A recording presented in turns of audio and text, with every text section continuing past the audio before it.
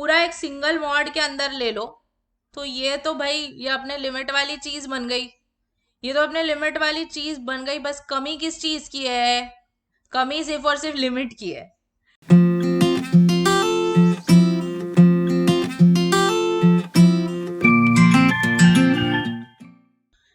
Hello guys and welcome back. I am Fatima ma'am and today I will be taking a few problems on differentiability that are based on the first principle of calculus.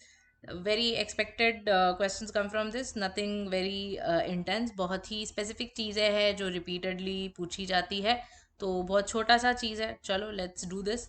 Let's see what do we have here.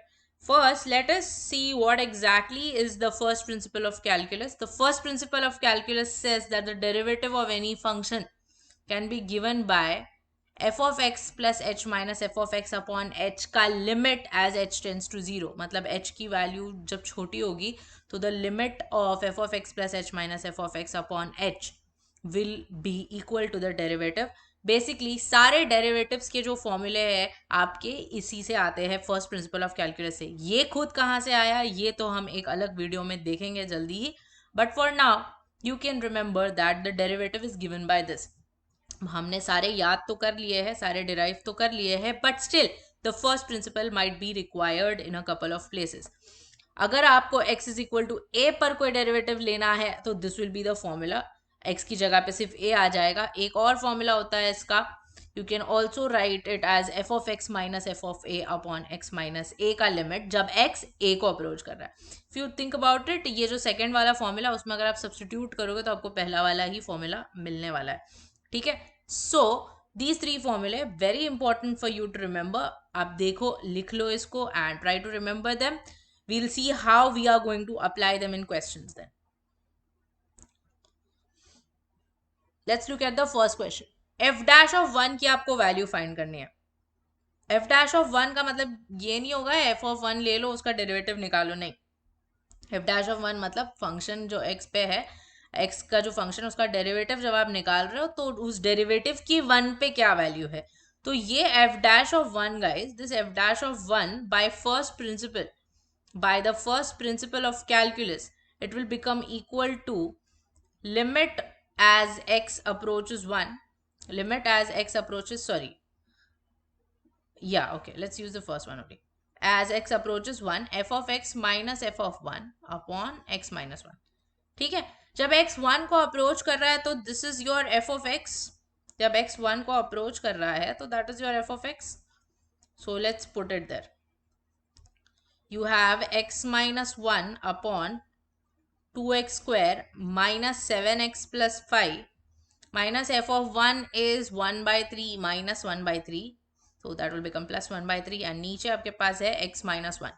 Now let's factorize this polynomial that you have in the denominator. 2x square minus 7x plus 5. 2 5s are 10, factors are going to be minus 2 and minus 5.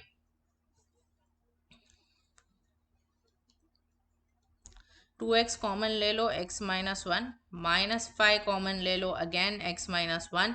So this is factorise to x minus 1 into 2x minus 5. तो मेरा f dash of 1 जो है वो क्या बन जाएगा? वो बन जाएगा limit as x approaches 1 x minus 1 upon x minus 1 into 2x minus 5 plus 1 by 3 divided by x minus 1। ये तो कैंसिल हो जाएगा। ये कैंसिल हो जाने के बाद यहाँ पर जो बचता है वो अगर आप ध्यान से देखोगे तो 0 अपॉन 0 फॉर्म में है। 0 अपॉन 0 फॉर्म में हम यूज करते हैं हमारा favourite L'Hopital rule. L'Hopital rule अगर आप यूज करोगे यहाँ पर तो आपको क्या मिलेगा? आपको मिलेगा minus 1 upon 2x minus 5 the whole square, और do not forget the derivative of x which is 2, और कांस्टेंट 0 नीचे आ रहा है। x का डेरिवेटिव अगेन, सॉरी, x का डेरिवेटिव इज 1, माइनस 1 का डेरिवेटिव इज 0। ठीक है, हट गया आपकी प्रॉब्लम से infinity. Problem done. Just put in the value of x there, you get minus 2 upon 2 minus 5 the whole square which is nothing but minus 2 by 9. That is your answer, option D. I hope you got it. Yeah, easy question. Yes, great. Let's write it down and we'll move ahead. Look at this one now. Now this is a good one. आपको f dash of 4 की value find करनी है, ठीक है? कुछ values दी है, but पहले f dash of 4 क्या होगा वो लिख ले. f dash of 4 क्या होगा? f dash of 4 will be, let's take the first one now. Limit h tending to 0, f of 4 plus h minus f of 4 divided by h. Now if you might feel like asking me, ma'am आपको कैसे पता ये use करना है? ये इसलिए use करना because यहाँ पर ना f of x plus y का कंडीशन दिया है मुझे. अगर आप वो पिछला वाला यूज करोगे तो कोई भी f of x plus y वाला टर्म आपको आता नहीं है वहां पे, करेक्ट? तो f of 4 plus h अगर आप यूज करना चाहो तो आपको यहां पर क्या मिलेगा? f of x plus y is 2 times f of x into f of y. x की जगह पे 4 ले लो, y की जगह पे h ले लो. आपको क्या मिलेगा? आपको मिलेगा 2 times f of 4 into f of h minus f of 4 the whole divided by h. Let me take f of 4 common.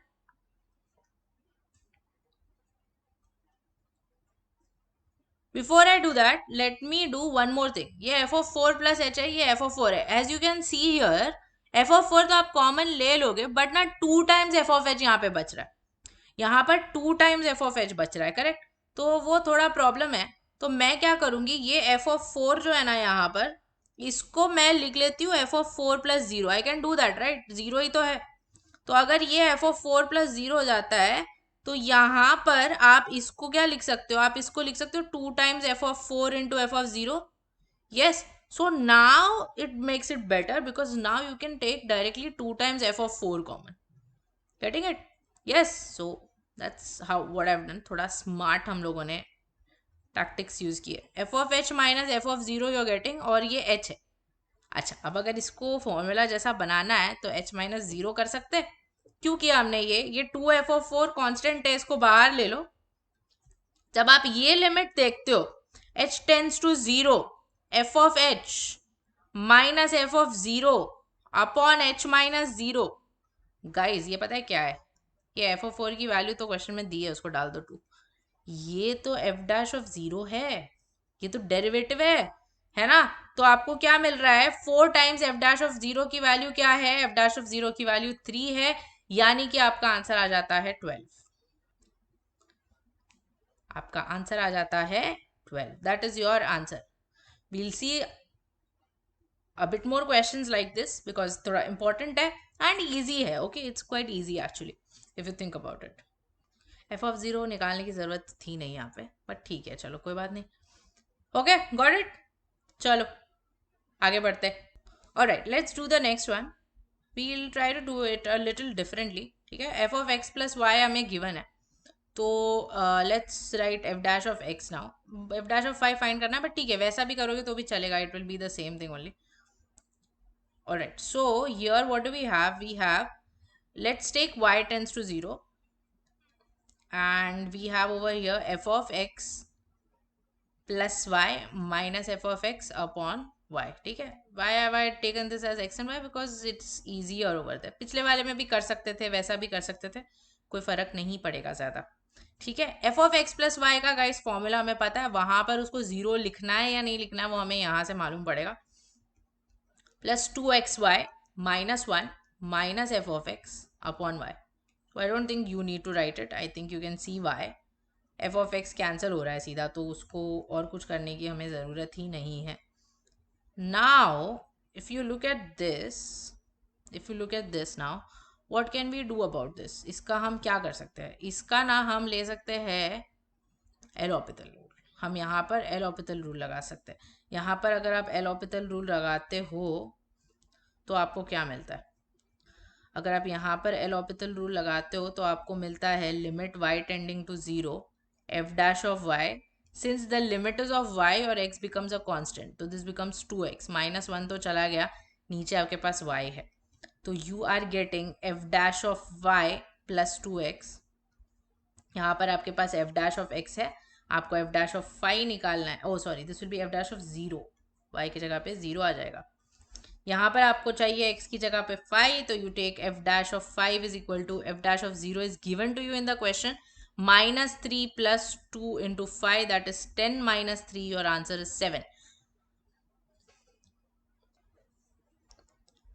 Alright, so that is your answer. For those of you wondering why we use L'Hopital, this is because वो 0/0 form का है. Denominator तो आपको पता ही है, numerator क्यों 0/0 form का है वो आप थोड़ा चेक कर लो. ठीक है, वेरीफाई करो कि न्यूमरेटर क्यों 0/0 फॉर्म का है. ठीक है, सो दिस इज द नेक्स्ट वन. Basically f of x plus y का अगर आपको कंडीशन दिया होता है तो it is easier. If you use the first principle you get the answer easily. Alright, great, awesome guys, noted. Let's move ahead. Again, a very good question. If f of x is differentiable and strictly increasing, then what is the value of this limit? Now see, you have a limit here. It kind of tries to look like our first principle, but it doesn't. You have f of x square minus f of x. अच्छा, अगर आपको चाहिए तो आपको क्या करना पड़ेगा? Let me add and subtract f of 0 here ना. Let's see what happens. f of x square minus f of 0 if I am taking. Here you have f of x minus f of 0, है ना, ऐसे आ जाएगा. And नीचे denominator में f of x minus f of 0 already है. Let's split. When you split the numerator, see what you're going to get. You're going to get limit as x approaches 0, f of x square minus f of 0, and नीचे I have f of x minus f of 0. Correct. और ये जो second part है ये तो बड़ा straight forward है, minus f of x minus zero upon F of x minus zero. ये तो भाई सीधा कैंसिल होके वन बन गया ना, सीधा कैंसिल होके ये तो वन बन गया. Now let us divide this thing with x. Let us divide this thing with x. अगर आप इसको x से डिवाइड करते हो तो देखो क्या होता है. यहां पर मैं इसको सीधा x माइनस जीरो लिख सकती हूँ. यहां पर मुझे एक्स स्क्वायर माइनस जीरो लगेगा. कोई बात नहीं, हम x से मल्टीप्लाई डिवाइड कर लेते हैं और माइनस जीरो कर लेते हैं. तो अब देखो ये क्या हो गया. न्यूमरेटर में look at this term very very carefully now. See what is this. This is F of x square minus f of zero upon x square minus 0, and this is f of x minus f of 0 upon x minus 0. both of them happen to be f dash of 0. दोनों भी जो चीज़ें हैं अगर आपने limit बांट दी इनको, ये हो जाएगा limit x tending to 0 f of x square minus f of 0 upon x square minus 0. this is going to be f dash of 0. नीचे मेरे पास है limit x tending to 0 f of x minus f of 0 divided by x minus 0, and this is minus 1 over here. Do not forget there is an x over here. उसको भूल मत जाना, बहुत मुसीबत हो जाएगी वरना. तो क्या मिल रहा है हमें? हमें मिल रहा है ये तो भाई जीरो बन रहा है पहला वाला. वो पूरा f डैश ऑफ जीरो है, होने दो, कोई फर्क नहीं पड़ता. उधर एक x है उसकी वजह से वो जीरो बन रहा है. तो आपका इसका आंसर जो है वो -1 है. Okay, good one. या great guys, awesome. Note it down.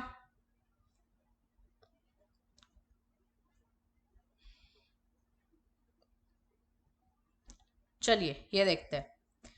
If f is a real valued, this is an amazing question, I love this question. If f is a real valued differentiable function satisfying mod of f of x minus f of y is less than or equal to x minus y the whole square. For context, let me write down your this thing over here. Limit extending to a f of x minus f of a divided by x minus a. This is what you have. ठीक है. Can I try and bring this here? अगर मैंने right side में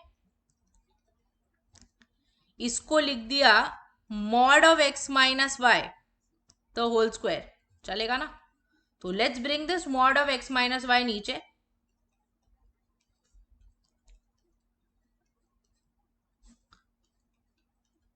तो यहां पर जो है वो एक mod of x minus y बच जाता है. इसको पूरा एक सिंगल मॉड के अंदर ले लो तो ये तो भाई ये अपने लिमिट वाली चीज बन गई. ये तो अपने लिमिट वाली चीज बन गई, बस कमी किस चीज की है? कमी सिर्फ और सिर्फ लिमिट की है। कमी सिर्फ और सिर्फ लिमिट की है। कौन सा लिमिट आना चाहिए यहाँ पे? यहां पर आना चाहिए limit x tending to y. Limit x tending to y आना चाहिए। तो दोनों तरफ लेना पड़ेगा, अकेले तरफ तो नहीं ले सकते। अकेले तरफ तो नहीं ले सकते, थ्रू आउट हम लिमिट ले लेंगे। एक चीज का लेकिन ध्यान रखना, हम यहाँ पर ये तो कर रहे हैं बट इसका अपोजिट नहीं कर सकते हम कभी। मतलब आपने थ्रू आउट लिमिट लिया, वो चलता है ऑलरेडी। अगर लिमिट रहेगा तो वो लिमिट को हटा मत देना कभी, ठीक है? That does not work, it does not work like that. So limit is very comfortable, बहुत जल्दी एडजस्ट कर लेता है, वो कहीं भी चला जाता है। तो हम लिमिट को मॉड के अंदर लेकर चले जाएंगे। अगर आप लिमिट को मॉड के अंदर लेकर जाओगे तो this is what you will get. This is what you will get. Now we know what this is. We know what this is, है ना? ये पता है हमें क्या है। अच्छा, यहाँ पे क्या आ जाएगा? ये तो जीरो बन जाएगा। एक्स जब वाई को अप्रोच कर रहा है तो मॉड एक्स माइनस वाई तो भाई जीरो बनने वाला है। ये तो गाइज एफ डैश, ये किसका फॉर्मूला होता है? ये एफ डैश ऑफ ए होता है। यानी कि यहां पर आपको मॉड के अंदर, वेरी इंपॉर्टेंट, मॉड गायब नहीं करो, mod of f dash of y आपको जीरो के इक्वल या उसके लेस देन मिल रहा है। अब थोड़ा दिमाग लगाओ, थोड़ा सा, ज्यादा नहीं, थोड़ा सा दिमाग लगाओ और मुझे बताओ mod of f dash of y less than zero कैसे हो सकता है? जब आप कोई चीज पे मॉड लगाओगे तो वो नेगेटिव कैसे हो सकती है? वो लेस देन जीरो कैसे हो सकती है? आप पूरे मॉड का लॉजिक ही डिफाई कर रहे हो। मतलब वो लेस देन जीरो तो नहीं हो सकता। तो लेस देन जीरो तो नहीं हो सकता, मतलब क्या? आपने क्वेश्चन गलत सॉल्व किया है। आपने क्वेश्चन नहीं गलत सॉल्व किया, आप यहाँ पर एक छोटी सी चीज मिस कर रहे हो। लेस देन जीरो चलेगा उसको, लेकिन उसके साथ साथ उधर एक इक्वल टू जीरो भी है। मतलब mod of f dash of y less than equal to zero सिर्फ और सिर्फ तब हो सकता है अगर वो जीरो के इक्वल होगा। ये एफ डैश ऑफ वाई है इक्वल टू जीरो। वो एक्स वाई ठीक है, वेरिएबल है, doesn't make any difference. F dash of y zero के इक्वल होने का मतलब क्या होता है? कि फंक्शन का डेरिवेटिव जीरो है। फंक्शन का डेरिवेटिव जीरो है। गाइस, फंक्शन का डेरिवेटिव जीरो कब होता है? फंक्शन का डेरिवेटिव जीरो सिर्फ और सिर्फ एक सिचुएशन में होता है। वो सिचुएशन ये है कि आपका फंक्शन जो है एक कांस्टेंट होना चाहिए। आपका फंक्शन अगर कांस्टेंट होगा तो ही जाकर उसका डेरिवेटिव जीरो होगा। मतलब फंक्शन अगर आपको कांस्टेंट चाहिए, इसका क्या मतलब होगा? कि फंक्शन की हर जगह पर वैल्यू सेम है। फंक्शन की हर जगह पर वैल्यू सेम है। अगर फंक्शन की हर जगह पर वैल्यू सेम है तो जो जीरो पर वैल्यू है वही वैल्यू वन पर होगी। यानी कि एफ ऑफ वन और एफ ऑफ जीरो तो सेम हो जाएंगे। एफ ऑफ जीरो आपको ऑलरेडी बोला है कि जीरो के इक्वल है, मतलब एफ ऑफ वन भी वही होगा। Amazing question, I love this question because it is so logical. और ऐसे क्वेश्चन ना एक दो बार आए हैं जेई में। Exactly the same thing, okay, exactly the same thing it has come. Let's quickly revise this. What did I do? First of all, mod of x minus y को मैंने लेफ्ट साइड में ले लिया, वहां पर limit apply कर दिया और लिमिट को मॉड के अंदर लेकर गई। जब लिमिट मॉड के अंदर गया तो वहां पर मुझे फर्स्ट प्रिंसिपल से दिख गया f dash of y. Problem ये आ गई कि वो मॉड के अंदर है और वो बोल रहा है कि भाई ये लेस देन जीरो है। हमें पता है मॉड कभी भी लेस देन जीरो नहीं हो सकता है, which leaves only one option and that option is that your modulus has to be equal to zero. Modulus of what? Modulus of a derivative has to be zero. The derivative is zero only and only if the function is a constant. If your function is a constant, it means that उसकी हर जगह पर value same होने वाली है। अगर हर जगह पर उसकी वैल्यू सेम है तो जो जीरो पर वैल्यू है वही वैल्यू उसकी वन पर होगी। यानी कि जीरो और वन पर फंक्शन की वैल्यू सेम है। तो अगर जीरो पर वैल्यू जीरो है तो वन पर भी वैल्यू वन नहीं होगी। अब भी बोला कांस्टेंट है, इधर लूप में ऐसा भागो मत, जीरो पर जीरो तो वन पर वन। नो, कुछ लोग कर लेंगे ऐसा क्वेश्चन देके, ना बाबा, जीरो पर अगर जीरो है तो वन पर भी उसकी वैल्यू जीरो ही होनी चाहिए। Alright, great, awesome guys, amazing question. Hope you understood it very well. Note it down and very important. Alright guys, moving on to the next question. The left hand derivative of f of x is equal to gif of sine pi x at x is equal to k when k is an integer is what? ठीक है, left hand derivative निकालना है। Left hand derivative का जो formula है वो होता है limit h tending to zero minus f of k पे चाहिए ना, तो f of k minus h minus f of k upon minus h. This is the formula for left hand derivative of a function. तो let's put these values here. Limit h tending to 0, what is going to be f of k minus h? It is going to be gif of k minus h into sine pi of k minus h minus f of k is going to be gif of k into sine pi k. Correct? Divide this whole thing by minus h. K minus h ka gif. Okay, now let's have a look at this. Your h is approaching 0 from the negative direction, which means that it is less than 0. तो k minus H जो होगा वो k से छोटा होगा। k एक integer है, अगर k माइनस एच k से छोटा होगा तो उसका जो जिफ है वो k माइनस वन हो जाएगा। ठीक है, तो first let's do that. h tends to 0, इसकी जरूरत नहीं है अभी, ये k माइनस वन हो जाएगा। इसको अंदर मल्टीप्लाई करो, you are going to get sine of pi k minus pi h minus gif of k into sin pi k. k is an integer, integral multiples of pi पे sine की value 0 होती है, तो ये गया divided by minus h. Now very important एक formula आएगा यहाँ पे, sine of pi k minus theta wherever k is an integer is equal to minus one raise to k minus one into sine theta.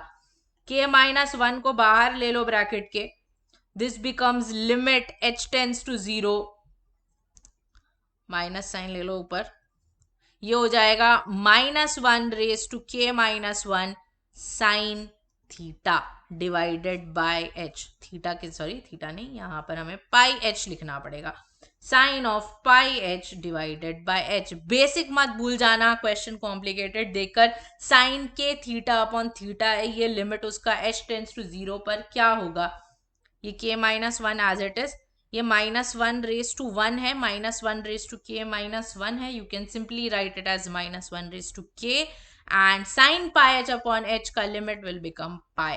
तो what is your answer, minus one raise to k into k minus one into pi, which is your option A, that is your correct answer. Hope you got it, good question, make a note of it. Let's move ahead, note कर लो pause करके। Alright, let's have a look at the next question. X square mod of cos pi by x when x is not equal to 0 and at x is equal to 0, it is 0. Okay.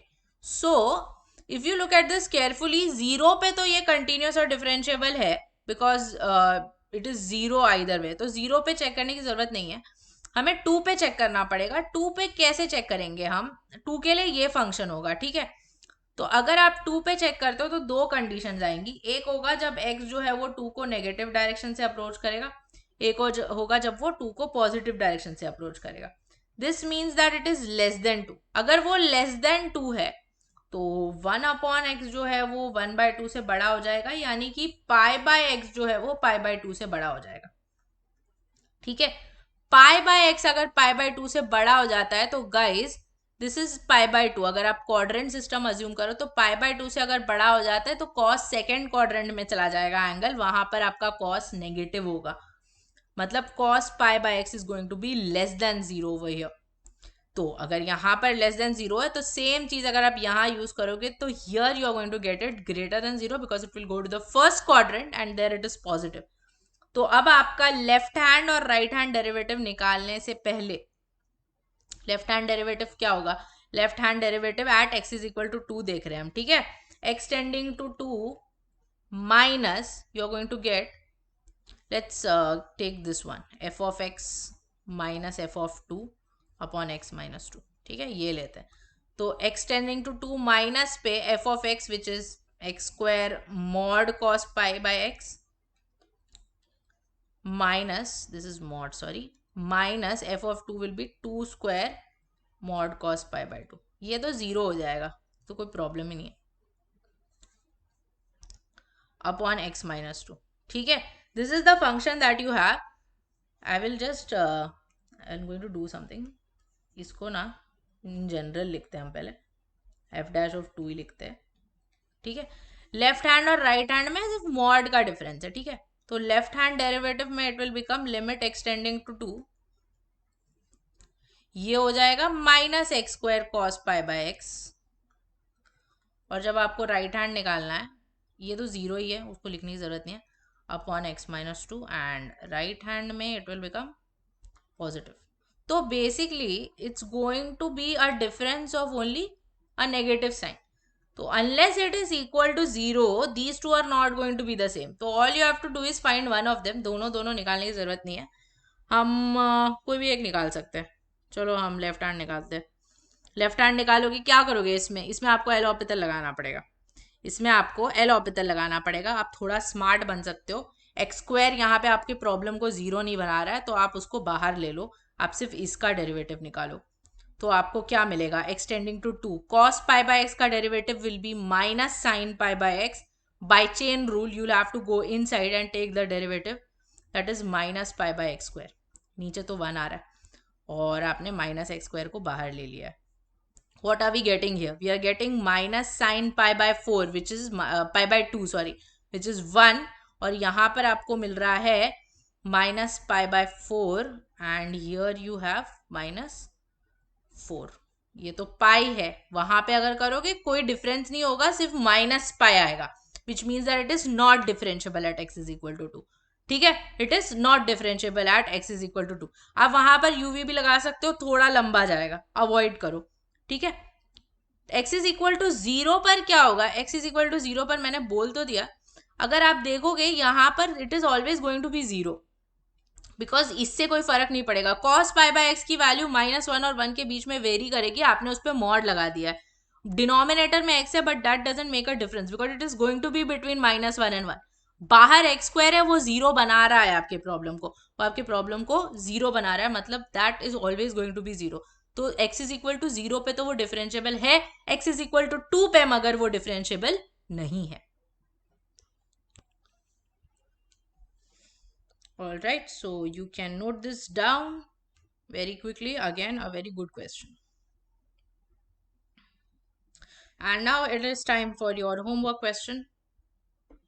I think you can do this. I think you know how to do this. Solve this and let me know the answers for this. If you have any doubts, if you have any problems, please let me know about any of the concepts that we did today. I'll see you soon with the next lecture. And till then, bye bye. Thank you so much for watching. God bless you. Take care and stay safe.